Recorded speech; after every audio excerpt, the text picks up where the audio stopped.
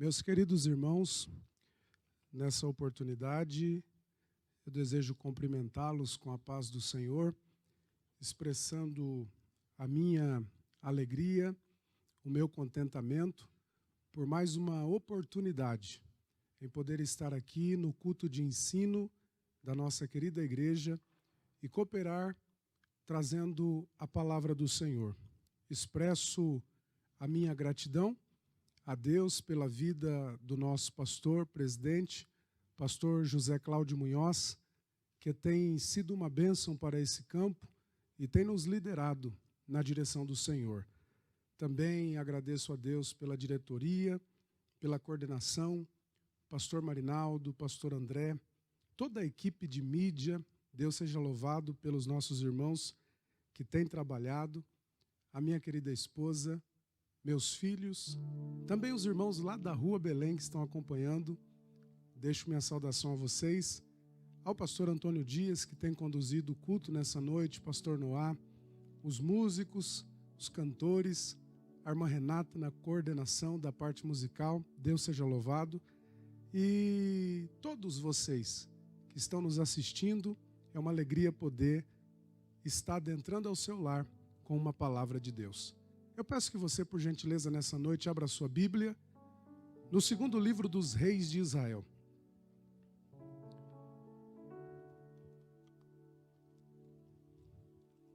Segundo livro dos Reis de Israel. O capítulo é o de número 5. O versículo é o de número 20. Segundo livro dos Reis de Israel, capítulo de número 5, versículo de número 20. Diz-nos assim o texto sagrado. Então Geazi, servo de Eliseu, homem de Deus, disse: Eis que o meu senhor poupou a este sírio, Naamã, não recebendo da sua mão alguma coisa do que trazia. Porém vive o Senhor, que hei de correr atrás dele e receber alguma coisa. Para esta noite nós teremos o desafio de meditar no segundo livro dos Reis de Israel. Quando nós iniciamos a leitura deste livro, passamos a compreender a ascensão ministerial de Eliseu. Eliseu, aquele que fora sucessor de Elias, aquele que recebera a bênção e a unção dobrada para a realização de um ministério profético, marcado por sinais de milagres e de maravilhas. Este Eliseu está realizando inúmeros milagres, está desenvolvendo uma autoridade profética, passa a ser então uma referência no que diz respeito a ser homem de Deus. Quando nós chegamos no capítulo de número 5 do segundo livro dos Reis de Israel, nós temos uma das histórias mais lindas no que diz respeito a milagre. Milagre este que fora operado pelo poder de Deus por intermédio da vida do profeta Eliseu. A Bíblia diz que o general, capitão do exército do rei da Síria, por nome de Naamã, ele está sofrendo com um mal, ele está leproso. Diante disso, da sua condição, possivelmente condenado a uma fatídica morte, porque não havia cura para esta tão terrível doença. Este homem tem grande reconhecimento, este homem tem notoriedade, este homem tem patente, ele é um general, ele é alguém que é reconhecido pelas batalhas que já venceu, pela sua versatilidade naquilo que faz, pelo seu conhecimento em guerra. Este homem tem o carinho e a amizade do rei da Síria. O capítulo 5 inicia-se dizendo que Naamã era um homem respeitadíssimo, era um herói, mas o versículo termina dizendo, porém leproso. Este homem, por mais poderoso que seja, por mais reconhecido que seja, ele tem um porém. Era general, porém leproso.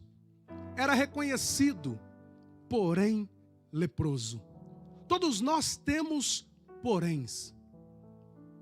Nós podemos ter reconhecimento, podemos galgar posições, mas sempre haverá em nós porém, porque nós somos perfeitos, não temos ainda alcançado a perfeição nesta vida, neste corpo. Todos os que estão habitando sobre a terra têm algum porém. É por isso que o homem não pode se gloriar por aquilo que é, por aquilo que faz, porque há um porém em cada um de nós. Mas Cristo, que é o nosso modelo, Ele não tem porém. Ele é o modelo que nós devemos seguir até que alcancemos a estatura de varão perfeito, para assim adentrar aquilo que o Senhor preparou para nós na eternidade. Este Naamã está sofrendo. Na sua casa havia uma menina que havia sido levada de Israel como escrava para servir na sua casa. Essa menina tem um papel importantíssimo, porque existe nela característica de alguém que não perdeu o temor de Deus.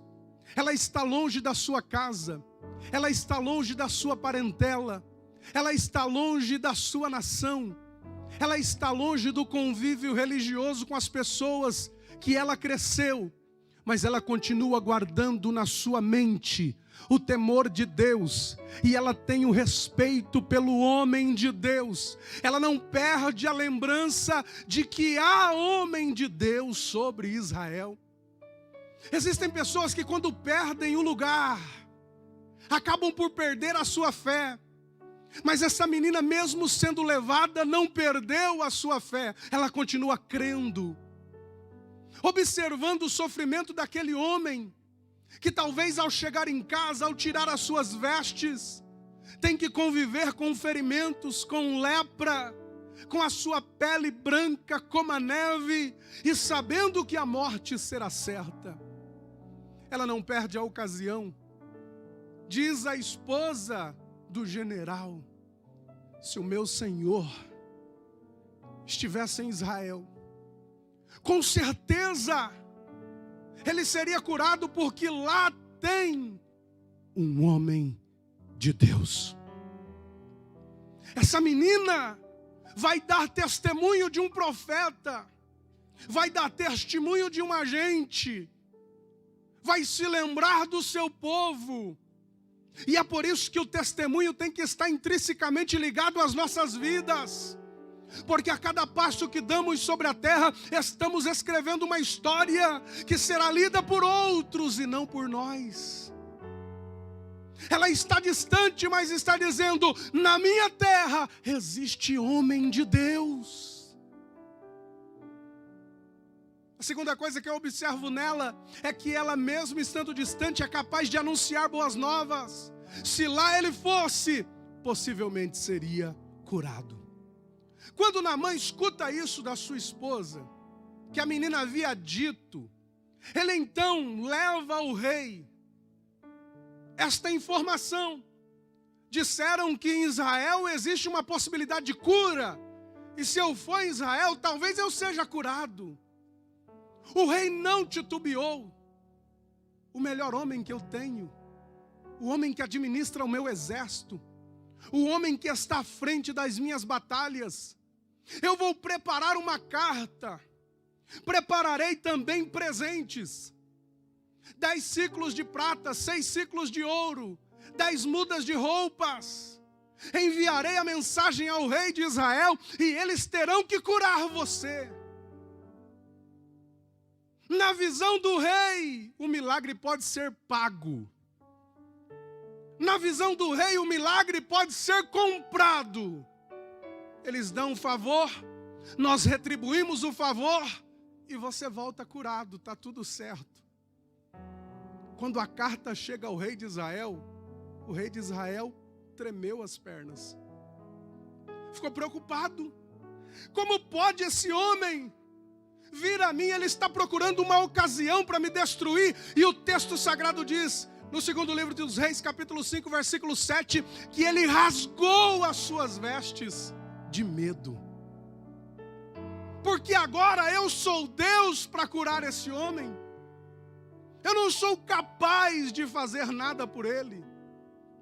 E alguém levou a informação para Eliseu de que o rei havia rasgado as vestes porque não era capaz de curar aquele homem. Mas Eliseu, no versículo de número 8, disse uma mensagem endereçada ao rei de Israel: deixai vir a mim, e saberás que há um profeta nesta terra, há um profeta neste lugar. No meio da crise, Eliseu chama a responsabilidade para o seu ministério. Pede para ele vir até mim, e vocês vão saber que há um profeta de Deus nesta cidade. É no meio da crise que começa a se evidenciar a autoridade do homem de Deus. Naamã então se dirige à casa do profeta.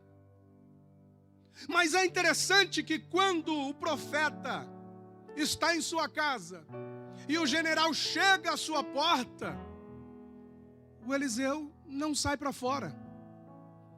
Eu penso que qualquer um de nós, inteligentes, dotados de muito boa educação, se nós recebêssemos um general na nossa casa, eu acredito que você prepararia tudo, fino tratamento. Afinal de contas, você vai receber um homem que merece toda a atenção. Mas quando ele chega à porta de Eliseu, a Bíblia diz que Eliseu envia um mensageiro a ele a dizer: o profeta mandou dizer que o segredo para sua cura é partir para o Jordão, mergulhar 7 vezes e então você será curado. O general se indignou. Como assim não vai me receber? Não vai me dar atenção? Eu pensei que viria aqui e ele sairia para fora, me atenderia, faria uma oração, colocaria a mão na minha cabeça e então eu seria curado. Como assim essa tratativa? Às vezes o homem de Deus tem atitudes que a gente não compreende. O Naamã esperava outra postura do homem de Deus.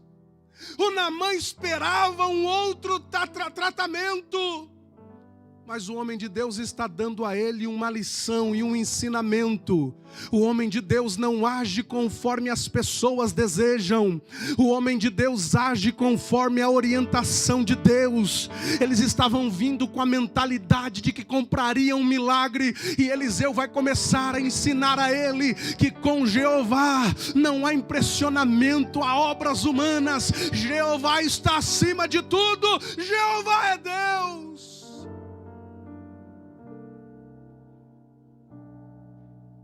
Cuidado, porque você também pode não compreender a atitude do homem de Deus e acabar por perder a sua bênção. A Bíblia diz então que ele continua indignado. Poxa vida, eu pensei que ia orar, mergulhar. Lá em Damasco havia rios mais limpos, com águas cristalinas, Farpar, Abana, Jordão. Não é isso que eu pensava. Porque muitas vezes nós não compreendemos a atitude do homem de Deus. E em outras ocasiões não compreendemos a direção do homem de Deus. Mas eu imaginei que eu ia fazer isso, ia dar certo. Eu vou ter que fazer isso que o Senhor está dizendo. É do jeito que o Senhor está dizendo. É do jeito que o Senhor está dirigindo. Se entrega, meu querido. Se entrega sem reservas à direção de Deus. Vai pela palavra, vai pela direção, vai pela condução. Porque ainda que vá diferente daquilo que você pensou, ainda que a direção seja diferente daquilo que você imaginou, é a direção de Deus. Deuteronômio 28 diz: se vocês fizerem conforme eu ordenei para que vocês façam, bendito vocês serão, bendito vocês serão. Quer ser abençoado? Siga a direção de Deus. Naamã está decidido a voltar, porque a direção de Deus contraria os seus pensamentos.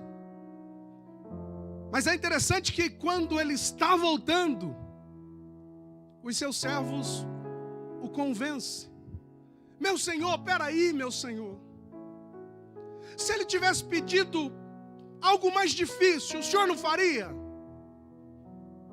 Em outras palavras, eles estavam dizendo, se tivesse que pagar um preço caro, se tivesse que desembolsar uma quantia, se tivesse que fazer um sacrifício maior, o senhor não faria? Que tal então obedecer? Vai, meu senhor, obedece. Ele pensa por alguns segundos, já estou aqui. E a Bíblia diz que ele desceu ao Jordão. Descer fala de humilhação. Descer fala da atitude de se dobrar à vontade de outrem. Eu não queria o Jordão, mas se esse é o caminho, eu prefiro descer. Xaramau e Calabarassúria. Quantas pessoas que não são capazes de descer. Quantas pessoas que não são capazes de dar um passo atrás. Quantas pessoas que não descem da sua prepotência, da sua arrogância. Mas hoje vem uma palavra de Deus para a tua vida. É necessário descer, é necessário mergulhar.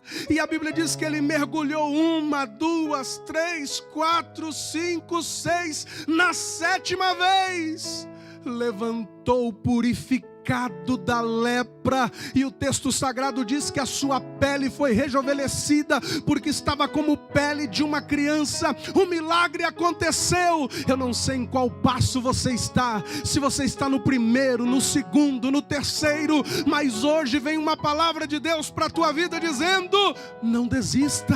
Continue no propósito, continue avante.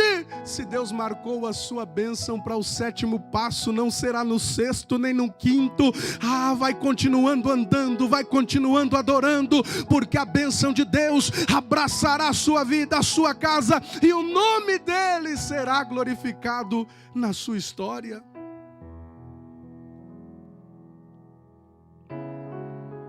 O segredo sempre está na obediência.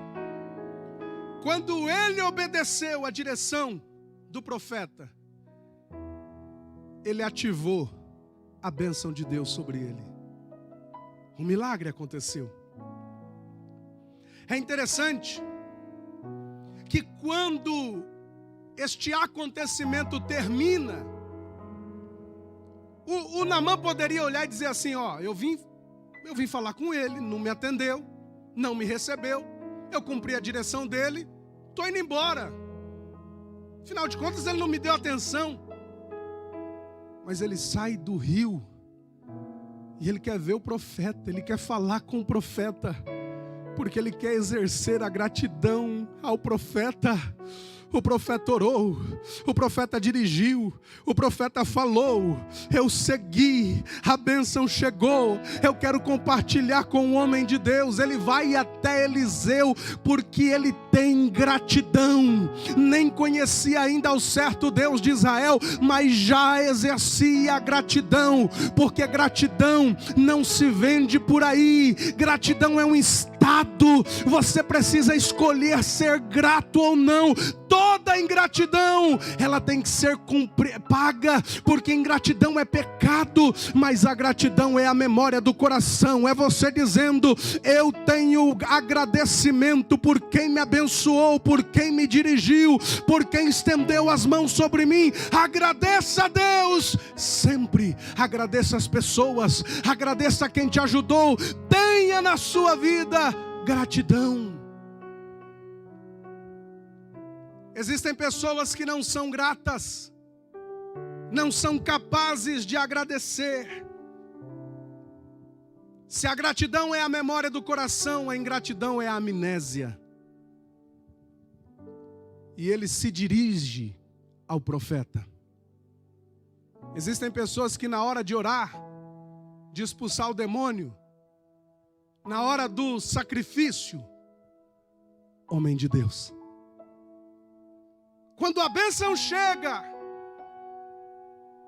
alguém diz, você não vai se lembrar do homem de Deus?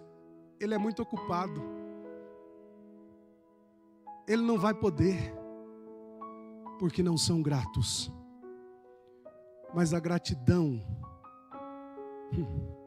os ingratos podem alcançar uma bênção, mas os gratos andam de bênção em bênção. Se você tiver gratidão no seu coração, a bênção de Deus te acompanhará dia após dia. O nome do Senhor será glorificado na sua vida. Escute bem. Quando ele chega a Eliseu, ele diz a Eliseu: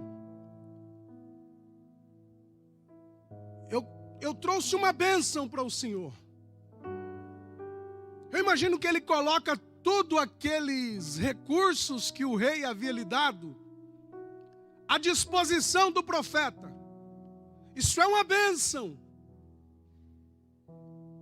Mas quando ele oferece a bênção, Eliseu diz: eu não quero. Vá em paz, eu não quero. E o não quero aqui não é que ele não precisasse, é que ele não pode se vender. Para o rei da Síria, havia uma direção: leve a carta e pague pelo milagre. Se Eliseu recebe, quando Naamã voltasse, o rei estaria cheio de pompa, porque afinal de contas ele tinha comprado um milagre para o seu general. Mas Eliseu está dizendo: eu não quero, porque o que Jeová está te dando não pode pagar. É incalculável, é imensurável. Não dá para descrever o tamanho do milagre, não dá para atribuir valores monetários ao milagre de Deus, não dá para ser pago. Vai em paz, porque a bênção de Deus, ela é de graça. Ele te deu de graça, é favor imerecido, ele te entregou. Pode ir em paz. Naamã faz uma observação extraordinária, porque nesse momento ele já chama Eliseu de Senhor. Meu Senhor, dê um pouco de terra para que eu coloque sobre o meu animal e eu quero levar.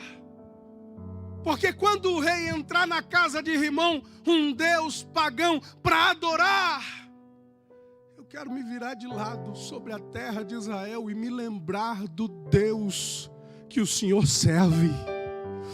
Aleluia. Ele estava convertido, ele estava crendo no Deus de Israel. Me dá esta terra. E se um dia eu for obrigado a entrar na casa de Rimão por causa do meu Senhor, do meu rei, que me tenhas por perdoado. Eliseu, como homem de Deus, dá a ele uma palavra: vai em paz. Como se estivesse dizendo a ele: vai em paz, porque importante é o que está no teu coração. Não é onde estão os teus pés, é como está o teu coração. E o coração dele estava em Deus. O coração dele estava em Deus. O coração dele estava em Deus. E ele se foi. Depois dessa rápida introdução, eu preciso entregar algo que o Senhor me dirigiu. E eu tenho sofrido muito sobre essa mensagem que eu começarei a falar a partir de agora. Porque quando Naamã vai embora, vai entrar em cena um dos acontecimentos mais tristes. No segundo livro dos Reis. Observe que Geazi vai entrar em cena. E eu queria falar sobre a síndrome de Geazi. Um modelo que não deve ser seguido. Síndrome fala de sinais ou características em associação a uma condição crítica ou estado. É possível até despertar medo, insegurança e um traço de caráter duvidoso neste caso. Geazi, quem é ele? É o moço de Eliseu, é o discípulo, é o aprendiz, é aquele que caminha ao lado. O profeta Eliseu havia aprendido com o profeta Elias, caminhou com Elias. Há um texto que diz assim: e Eliseu, filho de Safate, aquele que deitava água sobre a mão de Elias. Portanto, caminhar com Elias, que ele ficou parecido com ele. E quando Elias subiu aos céus, ele recebeu porção dobrada e recebeu o direito de ser o sucessor daquele grande profeta. O ministério de Eliseu está em ascendência, e ele segue os passos do seu mentor. Do mesmo jeito que Elias investiu na minha vida, porque o maior investimento que se possa fazer não é na bolsa de valores, não é em nenhum fundo monetário. O maior investimento que podemos fazer é em pessoas, porque pessoas produzirão frutos para a vida eterna. Eliseu aprendeu e quer colocar em prática em Geazi. Geazi está tendo a oportunidade de aprender, para então desenvolver posteriormente um ministério promissor. Mas ele não está muito preocupado com isso. O Geazi é uma pessoa que chegou ao lado do homem de Deus, mas não tem as mesmas convicções, não tem o mesmo olhar, não tem a mesma paixão pela obra, não tem o mesmo propósito.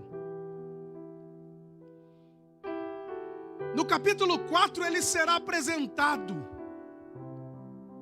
e existem algumas marcas que denotam a síndrome de Geazi.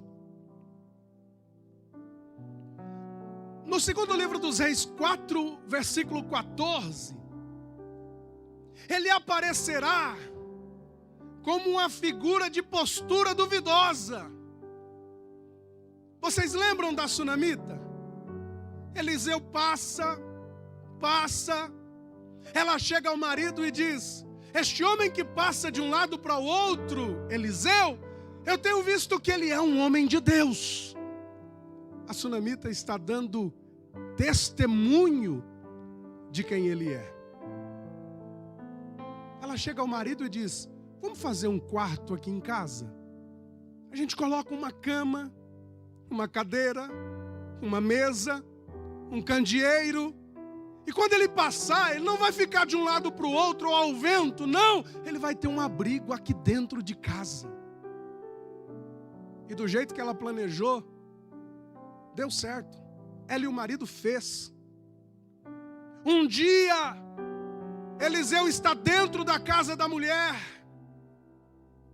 Ele pede para que Geazi veja o que ela precisa. Quando essa mulher é interrogada, ela diz: meu senhor, não se preocupe, eu sou uma mulher do meio do meu povo. Ela está dizendo: eu não estou fazendo benefícios ao senhor por causa de algum benefício para mim. Não é uma troca, eu só quero te servir. Mas o Eliseu está incomodado, nós precisamos recompensá-la. E no verso 14 ele pergunta para Geazi: olhe para a vida dela e veja o que ela precisa. Ele poderia olhar tudo, mas o que ele viu é que o marido era velho e que ela não tinha filhos. A postura de Geazi é uma postura duvidosa. É uma postura que não transmite segurança. É como se ele fosse um obreiro duvidoso. O segundo demérito para a síndrome de Geazi é a falta de credibilidade.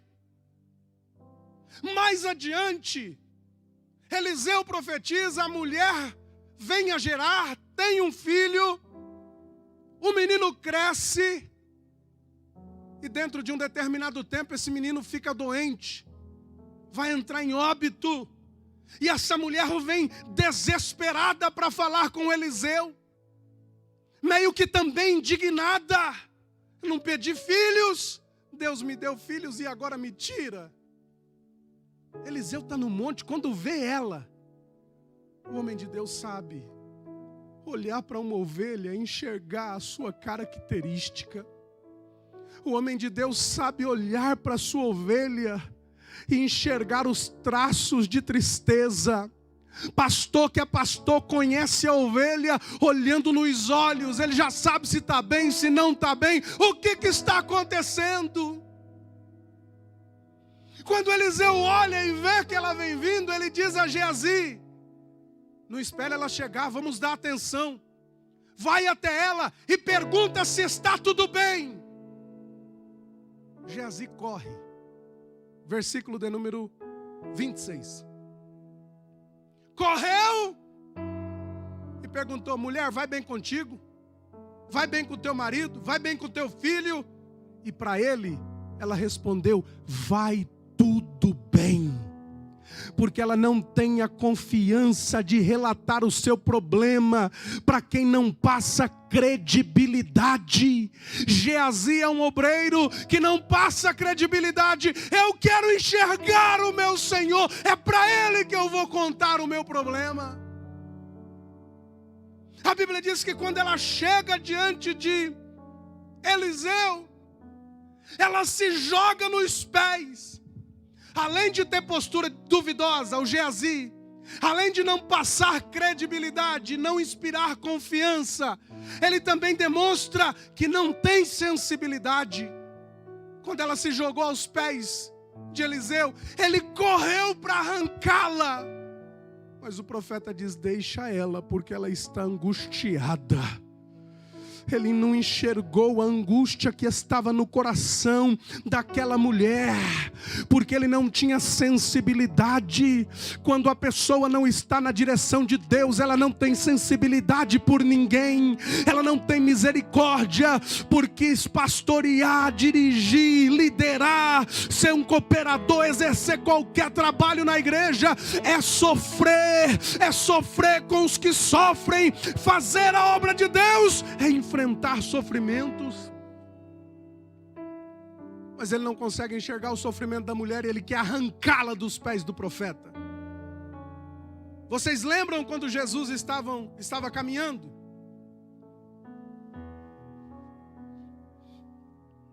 E aquela mulher vinha gritando atrás de Jesus, a mulher cananeia, e os discípulos diziam: mestre, despede essa mulher, a gente está incomodado com o grito dela. Porque quem não está debaixo da unção de Deus não é capaz de enxergar a lágrima e ouvir o grito de uma alma.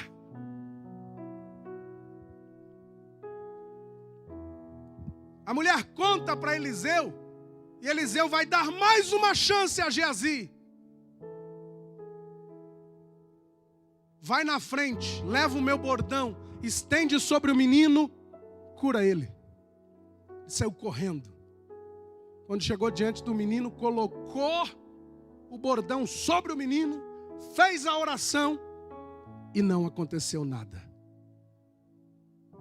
Além de todos os deméritos que eu disse, mais um: não tem unção. O bordão volta para a mão do homem de Deus, e quando o homem de Deus chega, aquele garoto ressuscita através da oração que Eliseu eleva a Deus, porque quem tem intimidade com Deus faz o que os naturais não podem fazer, chega aonde os naturais não podem chegar. Ele avança, ele realiza por causa da unção. Geazi não tem unção. Em último lugar, ele é ganancioso. Para Geazi, tem que se levar vantagem em tudo. Para Geazi, os fins justificam os meios.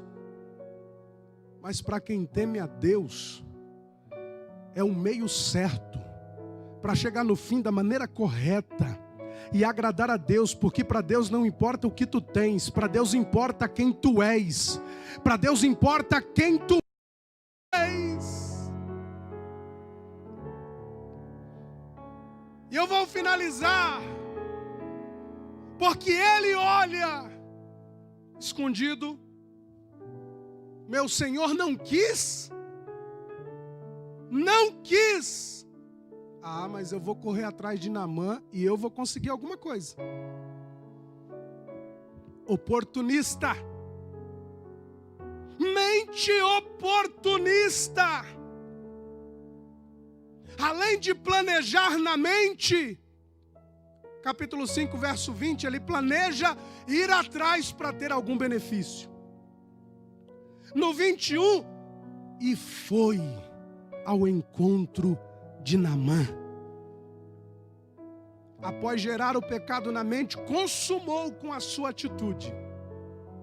Martinho Lutero diz que nós não podemos impedir que os pássaros voem sobre as nossas cabeças, mas podemos impedir que eles façam ninhos sobre elas. Você não está livre de pensamentos, mas você tem a oportunidade de escolher da maneira correta. Quem teme a Deus não pode agir pelo que pensa, tem que agir por propósito, por princípios que Deus já estabeleceu. Pecado consumado gera morte. Ele se mostra como uma pessoa mentirosa. Versículo 22. Naamã percebe que ele está vindo, para o carro, vai ao encontro dele. E aí, Geazi, o que aconteceu? Está tudo bem? E ele diz, está tudo bem. O problema é que chegou 2 alunos, 2 filhos dos profetas, que veio da montanha de Efraim, e o meu Senhor me mandou aqui para te pedir 1 talento de prata e 2 mudas de veste. Como se agora o Eliseu precisa. Cara lavada, mentindo em nome do seu líder, falando como se Eliseu estivesse o mandado. Mentiroso. A síndrome de Geazi forma pessoas que vivem pautando as suas vidas sobre mentira. Mentiu.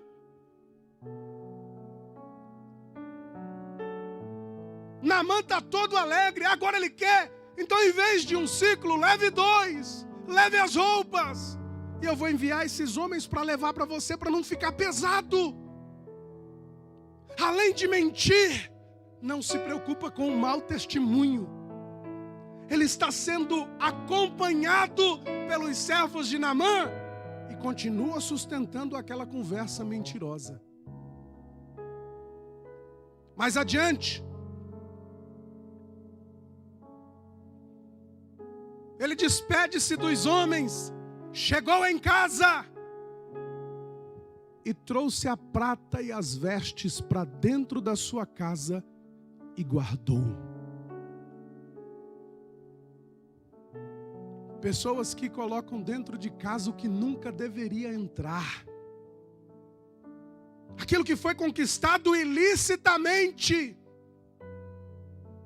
Cuidado com o que você coloca dentro da tua casa que não deveria ter entrado.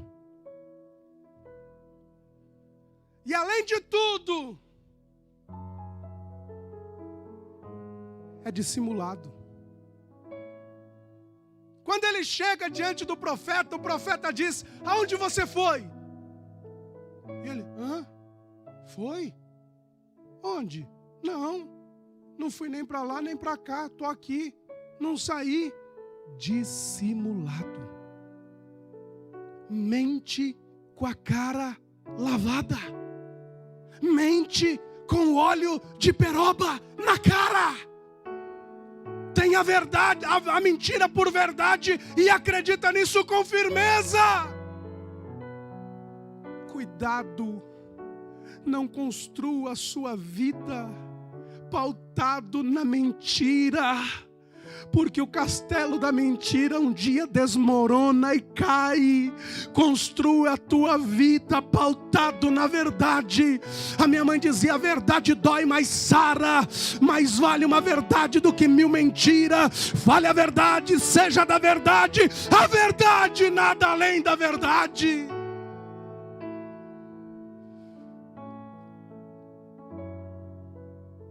E qual é o final de tudo isso? Ele vai ser desmascarado.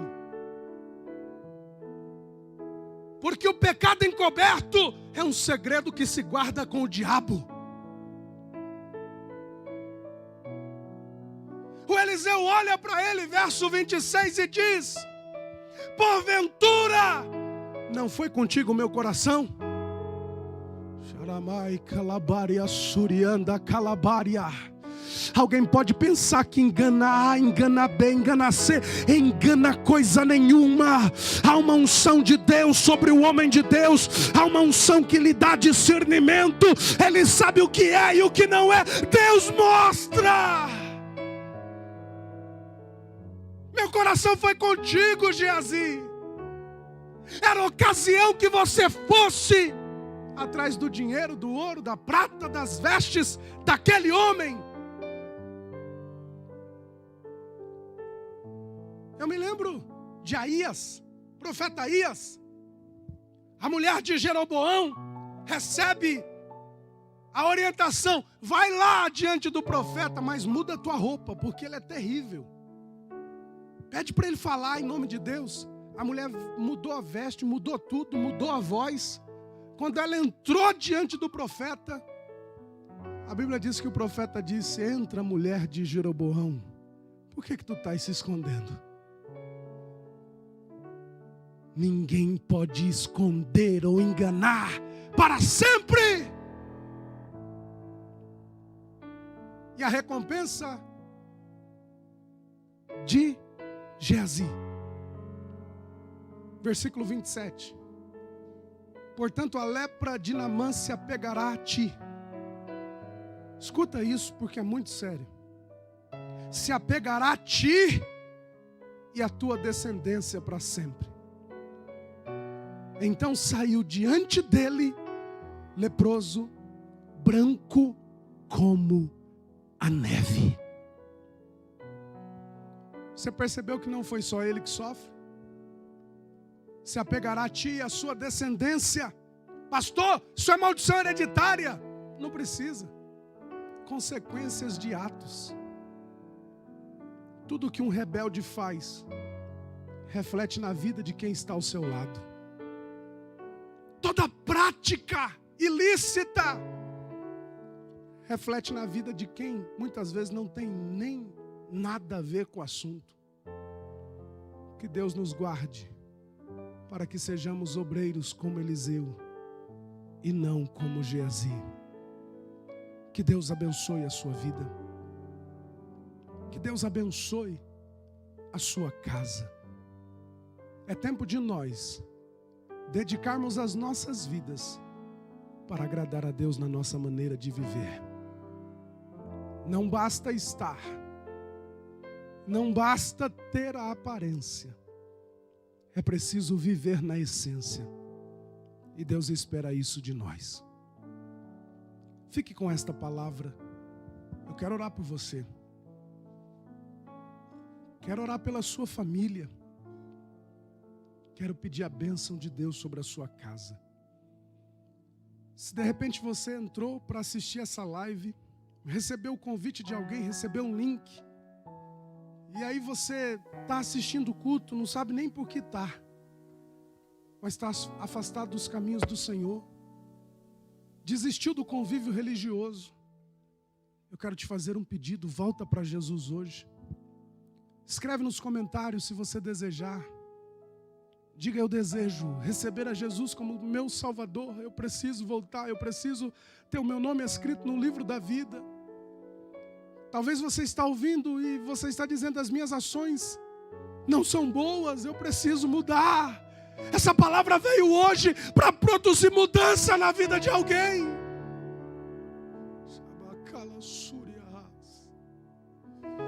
É tempo de voltar. É tempo de mudar. Porque a Geazi é um modelo que nós não podemos seguir.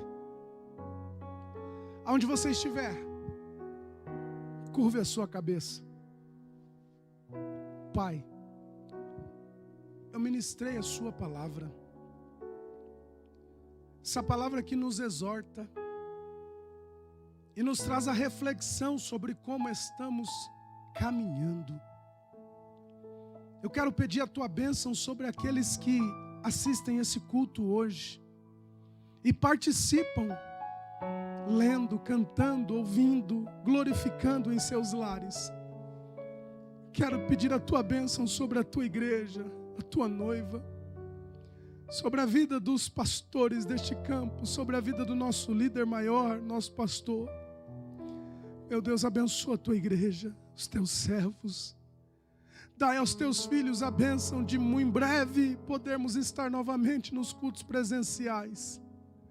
Senhor, ajude a tua noiva a vencer os desafios deste tempo presente.